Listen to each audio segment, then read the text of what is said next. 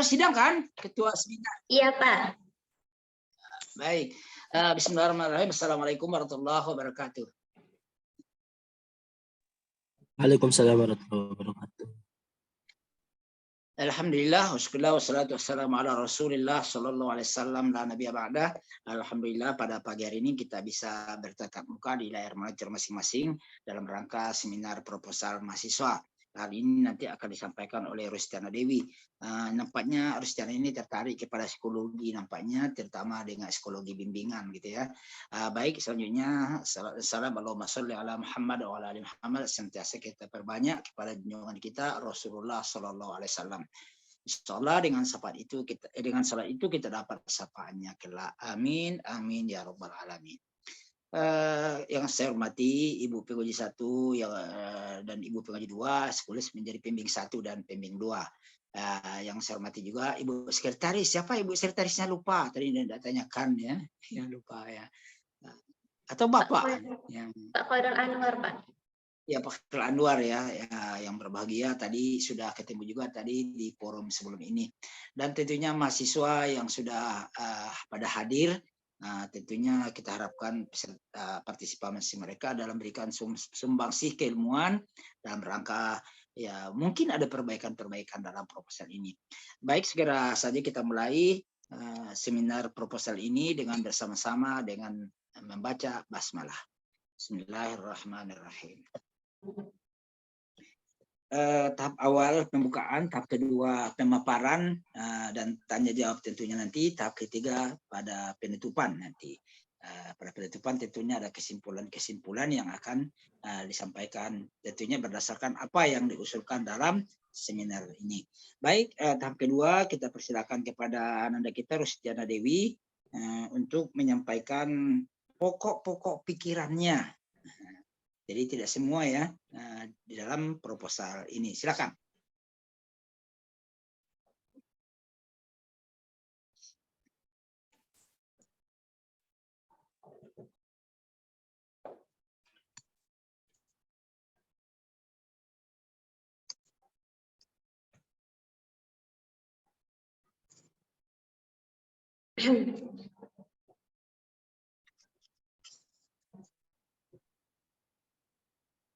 Ya.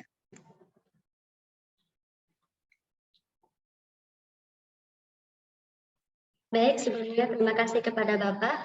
Bismillahirrahmanirrahim. Assalamualaikum warahmatullahi wabarakatuh. Waalaikumsalam. Waalaikumsalam warahmatullahi wabarakatuh.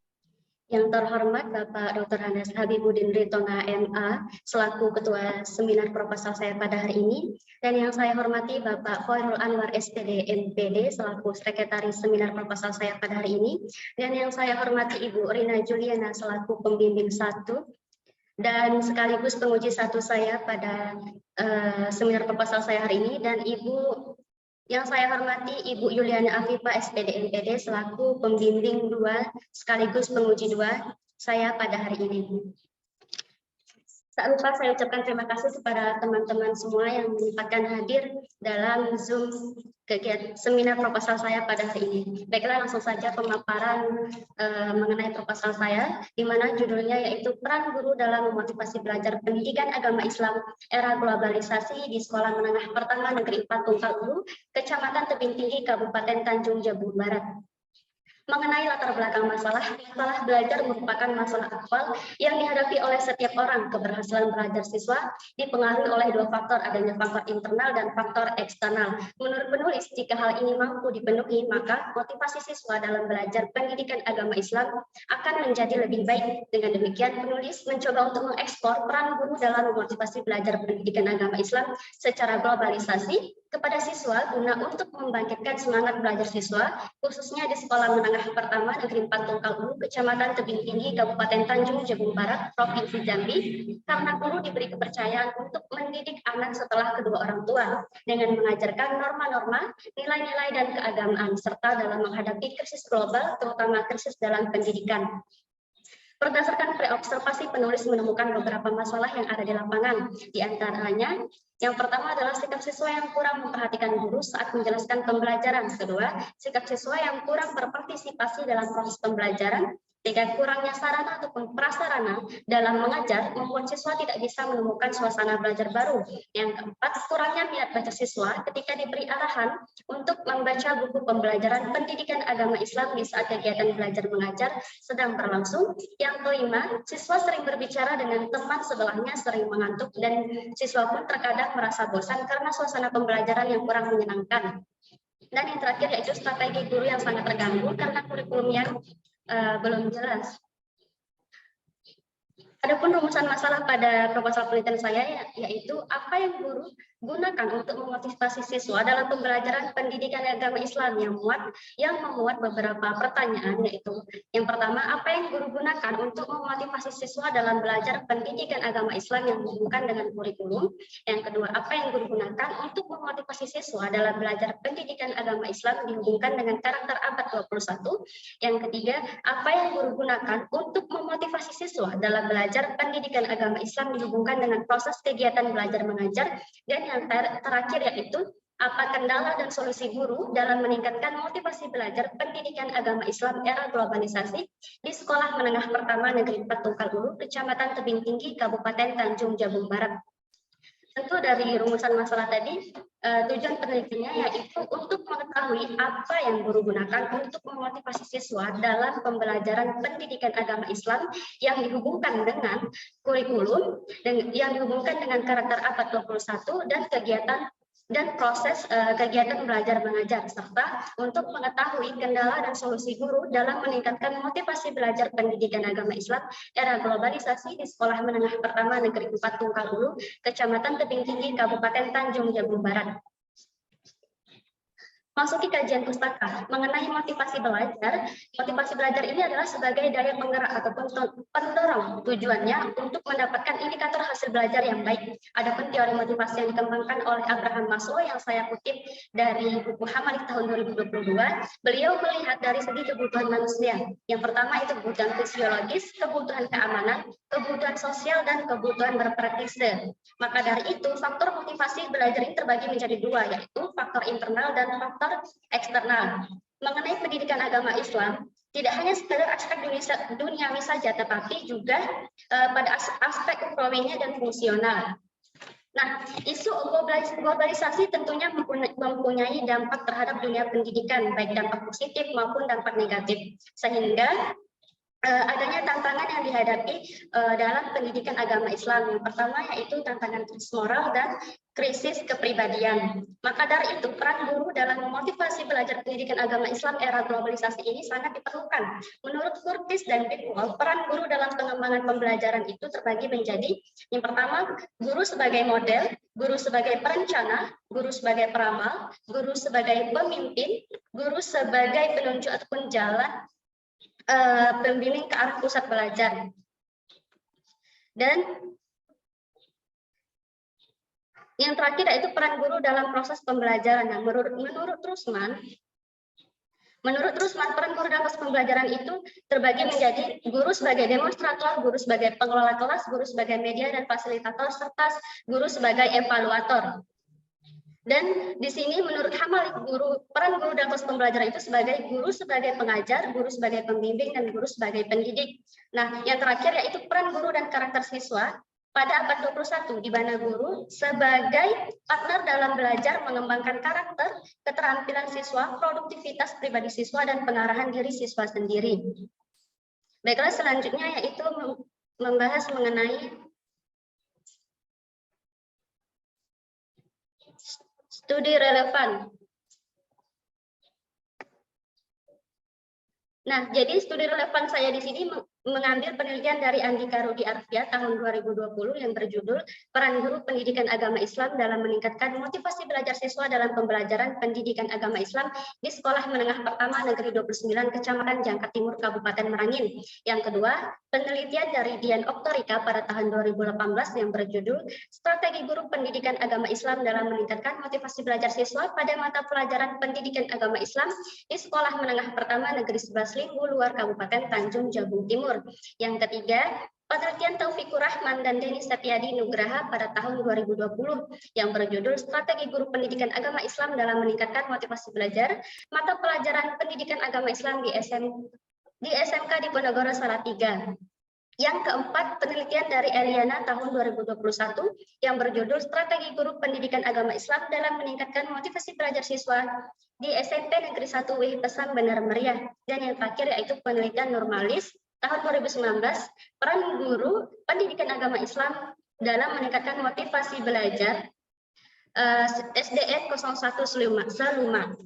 Nah, relevansinya dari penelitian sebelumnya yaitu di mana penelitian sebelumnya itu hanya fokus terhadap peran guru dalam memotivasi belajar mata pelajaran pendidikan agama Islam, sehingga berbeda dengan penelitian yang peneliti lakukan, yaitu bentuk dan perilaku yang diharapkan serta apa yang guru gunakan untuk memotivasi siswa dalam belajar pendidikan agama Islam secara globalisasi, di mana peran guru menghadapi karakter siswa abad 21, kurikulum abad 21, serta dalam kegiatan belajar mengajar. Tentu nantinya cara yang guru gunakan maupun kendala dan solusi yang guru terapkan, serta hal yang diharapkan akan berbeda dalam memotivasi belajar siswa.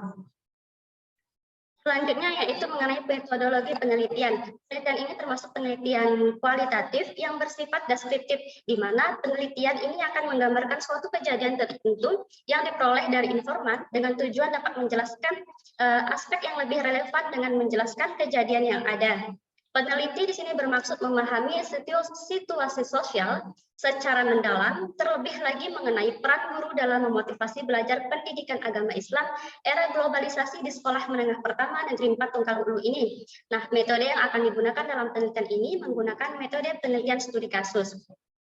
Penelitian ini akan dilakukan di sekolah menengah pertama Negeri 4 Tunggal Hulu yang berada di Jalan Silaturahmi, kilometer 4 Tebing Tinggi, Kecamatan Tebing Tinggi, Kabupaten Tanjung Jabung Barat, Provinsi Jambi. Yang akan dijadikan sebagai subjek penelitian ini adalah kepala sekolah dan guru, serta para siswa sebagai penambah informasi.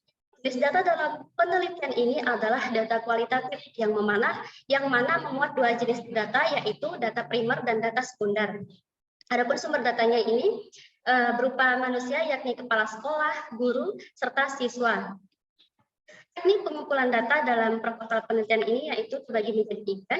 Ada observasi di mana peneliti akan mengamati secara langsung suatu keadaan atau situasi dari sebuah subjek penelitian. Yang kedua yaitu wawancara, di mana peneliti akan mengajukan pertanyaan kepada responden. Dan yang ketiga yaitu dokumentasi, di mana peneliti mendapatkan suatu cara untuk memperoleh data melalui terkumpulnya catatan, susunan dokumen dari suatu instansi ataupun dari organisasi tertentu. Selanjutnya yaitu teknik analisis data, di mana di sini peneliti menggunakan teknik analisis reduksi data, penyajian data, dan menarik kesimpulan. Dan yang terakhir yaitu tentang teknik pemeriksaan keabsahan data, di mana yang pertama yaitu ketekunan pengamatan, dan yang kedua triangulasi, di mana triangulasi ini sebagai kegiatan pengecekan data melalui beragam sumber, teknik, dan waktu. Baiklah, sekian yang dapat saya presentasikan. Lebih dan kurangnya saya mohon maaf. Wassalamualaikum warahmatullahi wabarakatuh. Waalaikumsalam warahmatullahi wabarakatuh. Ya, silakan dimatikan PowerPoint-nya. Baik, terima kasih pada Anda yang sudah memberikan penjelasan singkat tentang proposal Anda. Pada tahap berikutnya kita akan diskusikan dan tentunya saya menanya dulu beberapa hal ya sebelum kesempatan menguji atau kesempatan kepada mahasiswa untuk berikan masukan-masukan. Pertanyaan pertama, peran guru dalam memotivasi belajar. Pertanyaan saya, gurunya motivator apa tidak? Ya, Pak. Kalau bukan motivator, bagaimana dia memotivasi? Ya, oke, itu pertanyaan pertama. Yang kedua, era globalisasi itu ditandai dengan generasi yang suka bermain game dan animasi. Ya, kan begitu ya? Apakah Anda jelaskan seperti ini deskripsi tentang generasi Gen Z itu?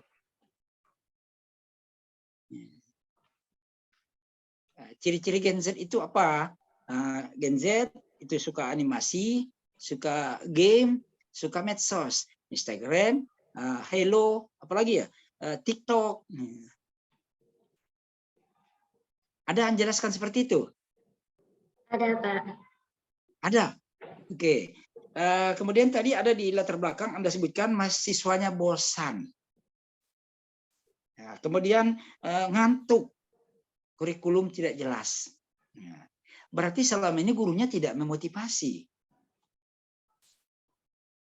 Tiba-tiba ada peran guru dalam memotivasi. Kapan kejadiannya ini kalau begitu?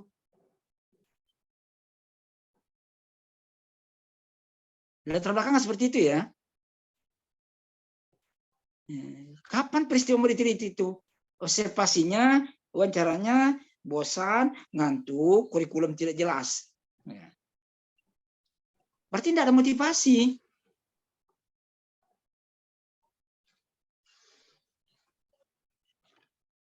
Ya, oke. Ada 10 teori motivasi. Sudah saya kirim pada Anda? Iya ya? Sudah? Sudah. Sudah Anda baca? Sudah, Pak. Sudah, oke. Alhamdulillah laku dagangan saya. Ada 10 teori motivasi sudah saya kirim kepada Anda. Sekarang ya, gurunya bukan motivator, kemudian di kelas mereka bosan, ngantuk, kurikulum, berarti selama ini tidak memotivasi. Nah, saya tanyakan pada Anda, ya, apakah Anda mengadakan eksperimen atau sekedar meneliti yang ada? Misalnya, kenapa mereka bosan, kenapa ngantuk? Kan itu masalahnya. Kalau bosan, ngantuk, berarti Anda menawarkan satu strategi.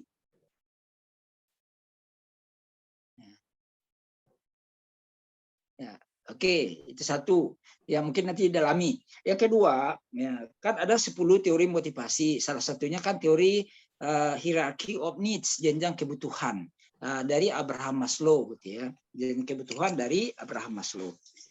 Jenjang kebutuhan itu ada 5. Ya, yang pertama paling dasar fisiologis. Mereka merasa terancam, cuacanya tidak menyenangkan, gerah di kelas, gedung sekolahnya tidak permanen, tidak ada kipas angin, tidak ada AC, gitu ya. Mereka terancam di situ, dan mereka juga lapar, ya itu sakitinya. Ya. Kemudian pada tahap kedua, kebutuhan siswa itu kan love and belonging, ya, dicintai dan mencintai. Ya. Apakah mereka dicintai oleh gurunya, oleh temannya, disayangi, saling berbagi dan sebagainya, sehingga itu terpenuhinya kebutuhan seperti itu di sekolah. Ya. Oke, pada tahap kedua, esteem, social esteem. Di antaranya adalah kebutuhan berprestasi. Ketika mereka merasa butuh berprestasi, apakah muncul upaya-upaya mereka sebagai prestasi itu sebagai kebutuhan dan mereka termotivasi untuk itu. Ya, kemudian pada tahap kelima, social esteem, misalnya ada self actualization, aktualisasi diri sudah ada pada Anda materinya gitu ya, dan di makalah juga ada. Aktualisasi diri. Misalnya suatu ketika saya akan menjadi apa, ya, sehingga membuat mereka termotivasi. Ya, suatu ketika saya menjadi apa,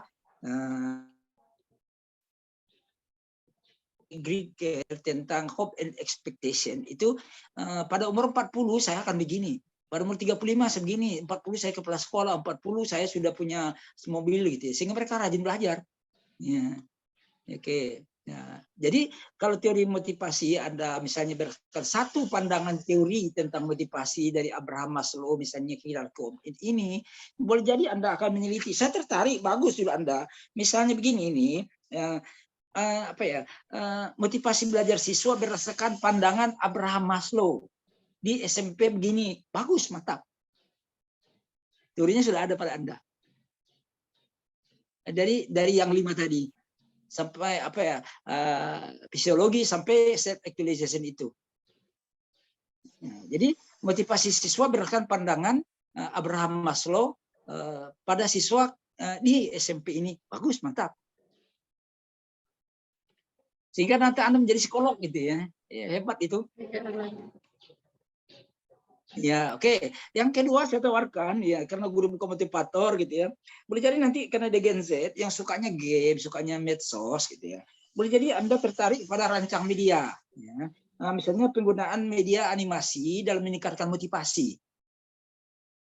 Satu sisi generasi muda itu kan suka itu seperti itu kan gitu ya. Sehingga nanti Anda menggunakan media apa gitu ya, apa Instagram atau apa. Penggunaan Instagram dalam meningkatkan motivasi belajar sih. Instagram kayaknya bukan ya, tapi mungkin TikTok gitu ya. Penggunaan media belajar TikTok dalam pembelajaran dan untuk motivasi. Jadi TikToknya seperti apa, motivasinya berapa? Boleh jadi. Karena Anda meneliti tentang Gen Z, ya, generasi milenium ini. Oke, itu pertanyaan saya ya. Nanti akan dilanjutkan oleh Bapak Ibu penguji, gitu ya. Penguji pertama kedua dulu, atau mahasiswa dulu? Ini tawarkan ya. Ya. Oke, tidak ada tawaran ya sudah penguji satu dulu kalau begitu Ibu Rina Yuliana silakan. Ya, terima kasih kepada Bapak Habib. Assalamualaikum warahmatullahi wabarakatuh. Waalaikumsalam warahmatullahi wabarakatuh. Bismillahirrahmanirrahim. Wal aqibatu lil muttaqin ala umuri dunya waddin. Wassalatu wassalamu ala asyrofil anbiya'i wal mursalin wa ala alihi washabbihi ajmain. Yang saya hormati Bapak Ketua Seminar Proposal, Bapak Dr. Andus Habib Ritonga, MPD atau MA ya Pak. Yang ya Pak ya, maaf Pak. Kemudian yang saya hormati Bapak Sekretaris Seminar Proposal, Bapak Khairul Anwar MPD. Kemudian saya hormati Ibu Penguji 2, Ibu Yulena Afifah MPD, dan mahasiswa-mahasiswi yang berhadir ya, walaupun secara on cam, off cam ya, yang hadir pada seminar Ananda Lia Rustiana Dewi. Jadi tadi sudah dijelaskan ya, dan sudah dipertanyakan oleh Bapak Ketua, bahwasanya memang judul ini ya, jadi memang Pak, kalau di PA itu selalu peran-peran gitu Pak, tidak ada inovasi judul gitu. Jadi saya pun membimbing dari 15 mahasiswa, peran guru PA itu rata-rata. Jadi saya bertanya kenapa tidak ada yang menggunakan pengembangan ya, misalnya dia menggunakan metode penelitian pengembangan, tapi dengan model Dick and Carry kan itu masih sederhana ya, hanya produk ya, apa yang misalnya animasi misalnya. Iya, masih itu sederhana Pak. Nah, tapi hanya ada mahasiswa yang menggunakan penelitian tindakan kelas. Jadi saya lihat tadi Pak, Lia presentasinya bagus ya, menguasai. Tidak apa-apa Lia, dicoba saja kalau misalnya sanggup, ini diganti. Karena judul kamu kan menarik ya. Dan Ibu lihat pun di belakang masalah itu tentang indikator era globalisasi di generasi Z itu tidak nampak. Kamu hanya menjelaskan pembelajaran yang monoton, siswa kurang tertarik, seperti itu. Dan permasalahannya di peran guru, karena guru tidak motivator, jadi bagaimana dia memotivasi. Sementara pembelajaran yang berjalan selama ini cenderung jenuh dan membosankan gitu ya. Nah itu nanti kalau Lia sanggup bisa kita ubah ya. Jadi minimal kamu pakai PTK, kalau misalnya kan PTK tidak terlalu sulit. Nanti pun dia untuk analisis datanya cuma statistik non-inferensial, hanya presentasi dan tabulasi saja. Tidak ada nanti statistik gitu. Kalau memang Lia sepakat ya, pakai media apa. Kalau misalnya yang dijelaskan sama Pak Habib, saya juga bersedia Pak membimbing, karena memang selama di PA itu selama pembimbingan itu hanya satu Pak yang pakai metode research and development, hanya satu yang pakai pengembangan itu Kak, kurang sekali. Kalau misalnya skripsi mahasiswa kita arahkan, saya yakin jurnal-jurnal di PA itu bisa tembus Scopus dan juga Sinta 2 ya, karena penelitian kita kembangkan lagi. Tapi kalau hanya peran-peran guru, rasanya dari tahun berapa puluh tahun yang lalu itu saja judulnya gitu ya. Nah itu nanti kita diskusikan, kalau Lia sanggup nanti diarahkan dengan Ibu dan juga Pak Habib dan juga Ibu Yuliana gitu. Kemudian ya Pak, nanti kita tentukan ya. Kalau misalnya kamu sanggup ada pemahaman di tentang ilmu statistik, kamu bisa memahami apa itu cara mencari korelasi, kemudian uji T, uji F gitu. Kalau kamu sanggup dan ada, rasanya bisa belajar ya. Dan sekarang sudah ada aplikasi untuk mengolah data itu, ada eksperimen gitu ya. Kalau pengembangan kan dia cuma pakai metode eksperimen ya, uji coba produk. Ya cuma itu saja, tapi kalau apa nanti kita diskusikan lagi.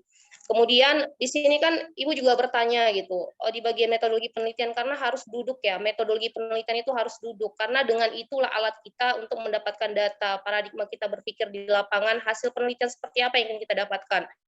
Jadi di sini kan tadi Lia jelaskan itu pakai metode kualitatif ya, kemudian dengan jenis deskriptif dan metodenya studi kasus. Itu didudukkan lagi ya metodologi penelitiannya. Jadi kalau jenis kualitatif itu kan ada 4 itu ya, ada etnografi, ada fenomenologis, ada grounded teori ya, dan juga ada studi kasus. Nah, kalau untuk kamu untuk serata 1, rasanya itu rata-rata menggunakan metode deskriptif. Itu ya. Jadi itu didudukan dulu. Jadi jangan nanti kamu pakai metode studi kasus, nanti untuk analisis data beda loh. Kalau dia pakai deskriptif, modelnya beda loh. Jadi itu harus diluruskan lagi. Jadi tidak ada kesalahan-kesalahan gitu, ya. Nah, tapi kalau misalnya sepakat dulu. Kalau Lia mau ganti judul, pakai PTK atau pakai metodologi pengembangan gimana? Mampu atau tidak? Kalau mampu nanti akan bersama oleh Bapak Ketua dan juga Bu Yuliana. Gimana, Lia? Lia kurang memahami Bu kalau di penelitian yang lain. Ya, mungkin Ibu Rina mungkin sedikit begini. Dia kan tertarik dengan Gen Z gitu ya. Gen Z generasi dan tadi motivasi. Ya, mungkin dia RD-nya, research and development-nya menggunakan sesuatu, tetapi untuk melihat motivasi itu kan bagus. Dan tadi ada jurnal itu ada hubungan dengan itu juga. Bisa, Pak. Kalau misalnya dia mampu, kita bimbing. Sebenarnya nggak sulit. Kamu ngitungnya manual statistik. Sekarang kan sudah ada analisis data untuk pendekatan kuantitatif ya. Apalagi kalau dia menggunakan metode eksperimen kan sudah ada. Belajar aja kan bisa, tutorialnya ada bukunya, ada itunya kan tidak sulit. Tidak dicoba nggak akan bisa. Harus berani mencoba sebenarnya gitu. Saya juga bisa. Saya yakin dia bisa. Jadi pembacaraannya tadi. Kalau bisa Pak Habib nanti hasil penelitiannya kita buat jurnal minimal masuk Sinta 3 Pak. Jadi bisa, cocok. insya Allah bisa. Ya bisa, insya Allah. Judulnya bagus kok. Bagus. Ya. Nanti referensinya kalau kamu tidak sanggup beli buku nanti saya kirim yang berbentuk elektronik booknya ya. Elektronik bukunya nanti dikirim. Terus ada video tutorial. Jadi sebenarnya apalagi ini kita paradigmanya ya sudah kamu ambil yang di Gen Z ya, yang udah era globalisasi. Kurikulum pun sudah berubah. Kita sudah pakai kurikulum merdeka, cara asesmen pendidiknya juga sudah berubah. Memang setiap pendidik itu sudah ada modulnya, sudah harus ada medianya. Tidak monoton hanya di buku mata pelajaran yang dibagikan. Tidak monoton di situ. Kalau misalnya Lia oke, ini berlanjut, nanti kita buat jurnal, udah selesai kan tahun ini bisa publish. Masuk Sinta 3 minimal ya, kalau tembus Sinta 2 alhamdulillah. Itu gimana kira-kira? Insya Allah bisa. Saya yakin karena dari dia menjelaskan tadi dia menguasai Pak. Jadi nampaknya dia sudah belajar gitu. Kalau mahasiswa yang lain yang masih gagok-gagok pas menjelaskan mungkin Ibu tidak terlalu memaksakan. Tapi rasanya kamu ada potensi di sana gitu. Dicoba ya. Dicoba. Insya Allah pasti bisa. Nanti kita bimbing.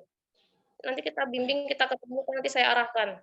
Nanti apa yang perlu di-download aplikasinya, bagaimana cara mau apanya bisa lah. Kan Bu Yuliana juga stay di kampus kan. Bisa dibantu. Gimana? Iya, bagus ya. Ya. Jadi Pak, kalau misalnya dia pakai metode research and development, kita pakai model yang sederhana ya, pakai model Dick and Carey. Jadi bisa. Judulnya pengembangan media pengembangan media belajar animasi, pengembangan media animasi. Nanti animasinya kita fokuskan animasi seperti apa. Terus nanti di mata pelajaran PAI-nya yang bisa dibuat video animasi yang seperti apa.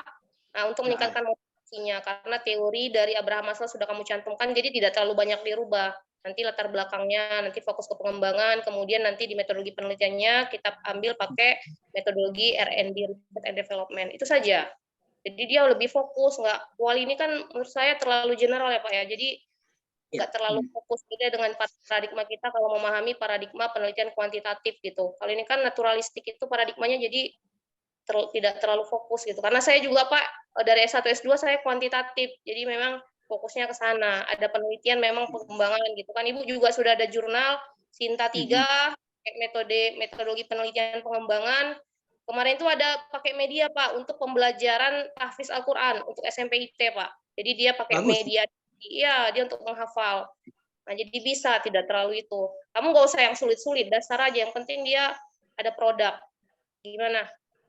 Kalau oke, kita oke kan nih?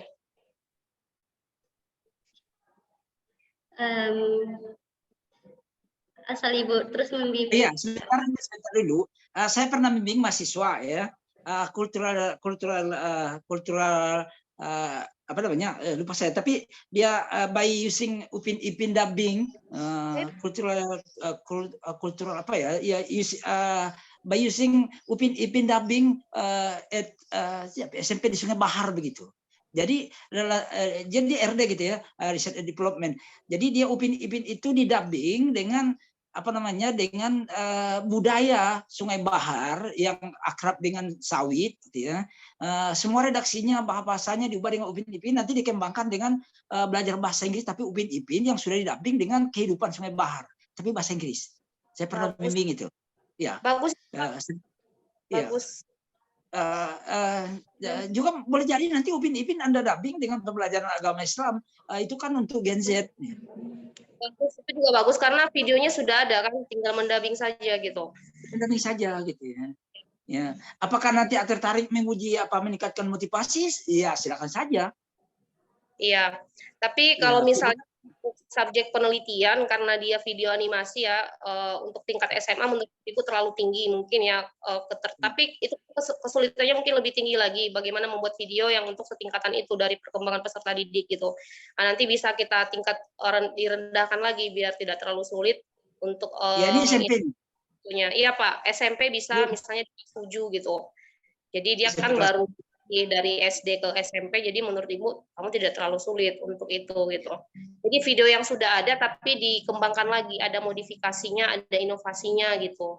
Jadi jangan yang produknya memang baru nggak ada gitu kan, sulit, kita aja mungkin belum bisa gitu.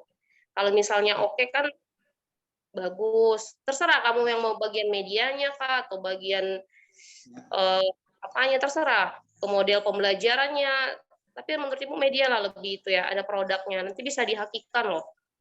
Jadi bagus itu lihat ke depannya. Jadi ada inovasi di PAI ini, jangan peran-peran terus dari dulu-dulu itu terus, nggak ada perubahannya. Gimana? Oke. Baik Bu, insya Allah asal terus dibimbing Bu. Insya Allah. Pokoknya belajar ya, nanti kalau diarahkan ke sini, dibaca, dipelajari ya. Kalau dia nanti kita. Ya Pak Habib, mungkin itu saja karena ada perubahan secara total ya Pak ya. Nanti kita bahas sama-sama. Mungkin itu saja Pak dari saya. Terima kasih atas segala perhatian. Mohon maaf atas segala kekurangan. Allahumma fiq ila qawmi thariq. Wassalamualaikum warahmatullahi wabarakatuh.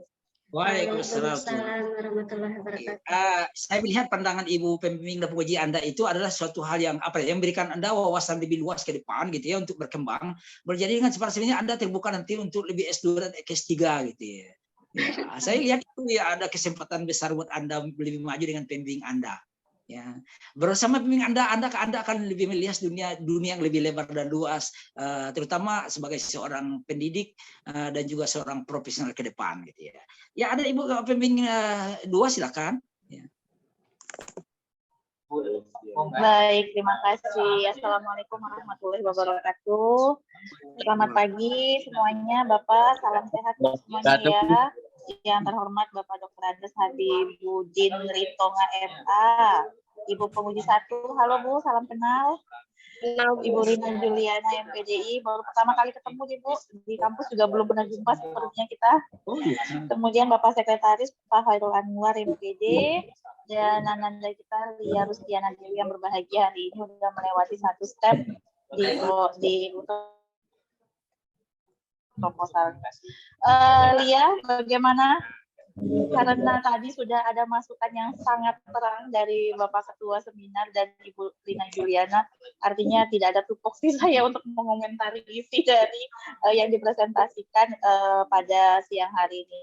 Tapi benar Ibu Rina, ini kalau dalam selama bimbingan kepada saya, Lia ini sangat menguasai materi dan boleh saya katakan Lia ini kalau presentasinya bisa dijadikan role model untuk teman-teman yang lain. Jadi jadi saat mempresentasi itu tidak kaku atau hanya membaca presentasi. Jadi secara overall saya bilang sama Lia, presentasi bukan hanya membaca, tapi kamu menyajikan gitu. Jadi bukan latar belakang masalah kaku banget. Nah ini saya mengapresiasi usaha yang udah dilakukan Lia Rustiana Dewi. Mudah-mudahan beberapa temannya yang ada di Zoom ini menyaksikan bagaimana cara Lia mempresentasikan, bisa berguru juga sama Lia ya, bisa menyebarkan ilmunya, bagaimana untuk presentasi itu ditampilkan dengan baik, bukan hanya membaca tapi juga menguasai.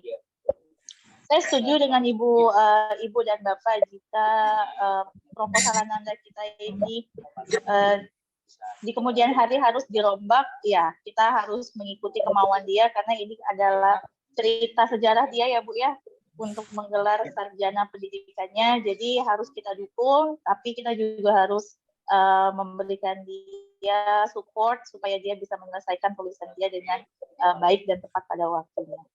Itu saja sih Bu. Satu sisi saya mengapresiasi bagaimana Lia Rustiana Dewi ini mempresentasikan hasilnya, meskipun Lia ini adalah proses, kamu sudah menguasai bagaimana metode penelitian kualitatif itu, namun sekarang kita geser secara total untuk ke RND tadi Bu ya, saya menyimaknya. Iya, RND artinya yang harus kita ubah itu adalah di bab 1 kontennya dan di bab 3 serta lembar-lembar lampirannya, baik observasi atau rancangan dan seterusnya. Ya Lia ya. Jadi silakan Lia untuk mencari informasi lebih banyak tentang bagaimana metode RND itu, dan semoga kita bisa berdiskusi dengan ilmu yang lebih luas lagi. Dan saya setuju kalau Ibu Rina, Pak Habib Tonga nanti di kemudian hari setelah selesai kita harus publikasikan supaya kita bisa memberikan karya ya Bu ya atas tulisan yang telah kita perbuat proses ini. Dia bisa wisuda bulan 7 ya. Tadi selesai jadi penulis pertama karena ini tulisan Lia ya. Nanti insya Allah. Iya. Insya Allah semoga Allah mudahkan. Saya nebeng namo. Boleh Bapak, boleh. Paling ujung ya Pak ya. Baik itu. Ya. Itu saja dari saya Pak, selaku dari penguji atau pembimbing 2 Lia Rustiana Dewi. Selamat Lia, mari kencangkan niatnya lagi untuk bisa kita mengubah seluruh metode yang ada, yang sudah dibahas, tapi itu nggak ada yang sia-sia ya Bu ya. Artinya Lia bisa menguasai kualitatif dan nanti Lia bisa menguasai proses penelitian research and development ini. Ya, saya akhiri Bu. Ketika sidang itu ada yang baru, ini ada pengembangan baru di PAI gitu. Iya benar. Ya kan kita senang gitu ya. Dan Ibu yakin mampu, insya Allah kamu mampu. Bismillah ya, kita sama-sama. Jadi penelitian itu nggak monoton Bu ya, ada sesuatu yang unik dari penelitian di tiap mahasiswa bimbingan kita. Ya baik Pak Habib, Bu Rina, cukup dari saya. Assalamualaikum warahmatullahi wabarakatuh. Waalaikumsalam. Terima kasih pada Ibu Yuliana. Kalau kita kembali kepada Abraham Maslow itu, Ananda Kamil ya sudah mendapatkan tiga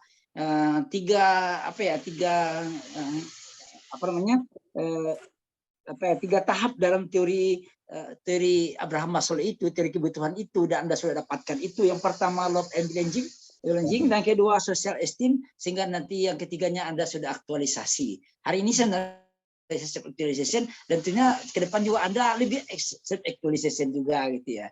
Dan itu kesempatan untuk maju buat Anda. Ya, kesempatan luar biasa itu tidak datang berkali-kali, tapi sering hanya sekali saja. Ya. Dan itu tidak boleh disia-siakan. Seperti yang saya jelaskan tadi bahwa saya pernah membimbing mahasiswa social setting by dubbing ya Upin Ipin to increasing student motivation at Sungai Bahar itu pernah saya bimbing, tapi bahasa Inggris. Ya. Tetapi tentunya Anda bisa milih apakah animasi seperti itu apa yang lain, tetapi Anda sudah sudah open mind gitu, terbuka hati untuk Anda. Ya. Oke. Saya yakin Anda hari ini sudah begitu berhasil memikat hati pembimbing Anda. Dan mereka juga terpikat dengan pemikiran-pemikiran Anda. Ya, itu hal yang luar biasa. Mahasiswa masih ada, silakan. Ya. Ya, ada? Oke, mahasiswa yang ingin seperti Lia, silakan ganti pembimbing Anda dengan Ibu pembimbing Anda dari Ibu Rina dan Ibu Yuliana gitu ya. Dan ketua sidangnya, ketua seminarnya Habib Ritoma sekalipun Anda takut padanya. Ya. Tapi pikiran saya tidak pernah ingin menyusahkan mahasiswa, tapi memudahkan gitu ya. Supaya ada inovasi, supaya tidak ya, bagus. Ya Pak. Iya bagus. Ya bagaimana para mahasiswa ada yang memberikan pendapat yang mungkin sangat berharga juga. Nah, itu mundur 3, 2, Ya, 1,5. Ayo silakan berebut ya. Ya 1 ya. Oke, baik. Alhamdulillah pada hari ini tentunya kita bersyukur mendapatkan pemikiran-pemikiran yang luar biasa untuk mengembangkan kemampuan mahasiswa kita, dan tentunya kita harapkan dia dan kita dorong dia dan kita doakan dia untuk cepat, bukan hanya tepat waktu tetapi cepat waktu gitu ya, selesai tentunya dengan kolaborasi antara pembimbing dan juga Anda gitu ya. Adapun judul kita alhamdulillah kita terima, saya terima dengan catatan. Ya, dan nanti Anda akan berdiskusi dengan pembimbing Anda. Selamat buat Anda hari ini, Anda sudah melewati 1 tahap dalam meraih gelar yang Anda cita-citakan dan orang-orang yang Anda cintai di sekitar Anda, dan mereka menunggu prestasi Anda juga. Tentunya sebelum kita tutup, saya yakin kita yang hadir di sini sepakat ya bahwa skripsi tidak selesai dengan dipikirkan, tetapi dikerjakan. Mengerjakannya bisa dengan diskusi, bisa dengan bertanya, bisa dengan apa gitu ya. Tentu banyak hal yang bisa kita kerjakan untuk cepat menyelesaikan studi ini. Lia, saya sendiri S1 saya kerjakan skripsi saya hanya 2 minggu ya. Mungkin Anda bisa contoh saya hanya 2 minggu skripsi saya, cuma ujiannya 4 jam dan alhamdulillah tanpa perbaikan ya. Dan S2 saya 1 bulan, hari ini judul saya diterima, 1 bulan ke depan sudah dijilid ya. Dan tesis saya S2 alhamdulillah tidak diuji, hanya in absentia saja ya. Ya, cepat saja. Dan saya merupakan sisa-sisa akhir ya, sisa-sisa dari orang yang bergerak di MA di tarbiyah ini ya. Yang lain MPD, MAG dan sebagainya, saya MA ya. Oke. Baik, tentunya hari ini kita sudah pada sesi akhir, yaitu penutupan. Sekali lagi selamat buat Lia, Anda sudah melewati 1 tahap untuk menjadi seorang sarjana. Doa kami kiranya Anda tidak memperoleh kendala-kendala apapun. Demikian juga dengan Ibu Rina Juliana dan Ibu Yuliana Afifa yang sudah ya berkenan hadir di sini dan tentunya sudah memberikan masukan-masukan yang luar biasa untuk perkembangan anak kita Lia dan tentunya Fakultas Tarbiyah, sekalian juga instrumen-instrumen fakultas ke depan. Kemudian pada Pak Sekretaris, silakan nanti mungkin akan dihubungi oleh Lia seperti apa, dan tentunya Lia akan sudah tahu prosesnya gitu ya. Kepada mahasiswa yang hadir tentunya diucapkan terima kasih dan segera kita tutup seminar ini dengan bersama-sama dengan membaca Alhamdulillah. Terlebih dan kurang mohon maaf. Wassalamualaikum warahmatullahi wabarakatuh. Waalaikumsalam warahmatullahi wabarakatuh. Terima kasih Bapak Ibu, izin les. Oke, saya juga pamit. Terima kasih Pak, Ibu. Sama pamit. Mbak. Assalamualaikum. Oke, Waalaikumsalam. Terima kasih Pak. Oke, ya pamit ya. Ya, Pak.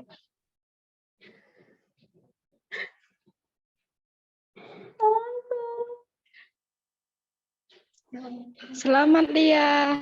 Ya. Lia. Mbak Yes mau ke rumah Lia tuh. Dia udah tahu di mana rumahnya. Coba Lia buka HP. Yesi udah di depan rumahmu. Yesi udah di depan rumahmu. Iya ya. Jam berapa Iya, itu? Jam 2 beda tot. Asik. Lagi revision bentar nih. Oke. Selamat ya. Wah, revisi kok nampaknya. Mulai dari awal lagi nampaknya. Kau sama Egi dak? Sama Egi aja Egi kira. Sudah dia bilang tunggu kau tempat. Masuk dulu Mbak. Mana Yesi? Yes. Udah keluar dia toh. Nunggu di depan. Oke. Keluar dulu ya. Oke, Tot. Sama-sama. Oh iya, sama revisi, Cok. Bang Jani. Oi, apa tuh, Yes? Tidak apa-apa. Udah keluar ya.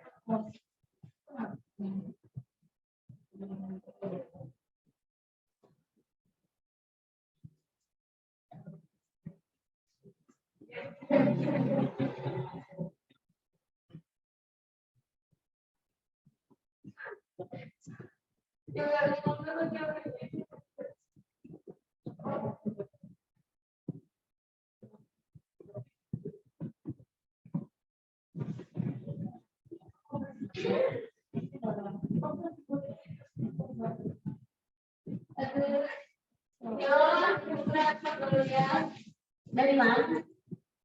Tadi itu mau benerin ini kan, sampai kayak minta di PO, cuman mampir di dalam ternyata bisa juga terus tadi. Tuh ternyata ini. Panas di jalan. Iya, di sana. Masa lagi suku hujan? Ah, iya ya. Nggak tahu. Ini mau sebentar lagi. Iya dari situ. Ini dulu ya. Kayak apa ini? Ini.